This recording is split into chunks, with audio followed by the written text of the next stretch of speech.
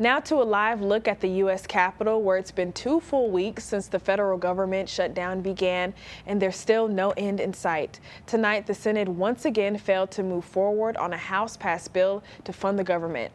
As the standstill drags on, federal workers, including air traffic controllers, are feeling the strain. Meanwhile, the White House says it's preparing to ride out the Democrats, shifting funds to continue paying for troops and law enforcement, even as reduction in force notices go out.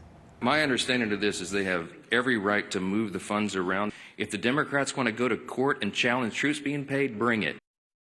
Democrats argue those funding moves could be illegal, but Republican leadership is standing firm.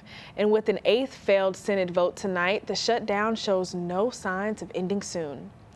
Now East Texans are worried about delayed services and paychecks. Congressman Nathaniel Moran says Congress needs to stop the political games and focus on solutions. Moran said President Trump has provided temporary funding for some programs and federal worker pay, but those measures won't last. Some East Texas federal employees are still waiting for their paychecks, and key programs are being disrupted. He says ongoing shutdowns hurt everyday Americans and block Congress from making long-term policy decisions. Again, these shutdowns are not something we should desire, nor should we roll over on to get out of. We cannot decide bad long-term policy for the taxpayer just to get out of a short-term shutdown. So that's where we're at right now.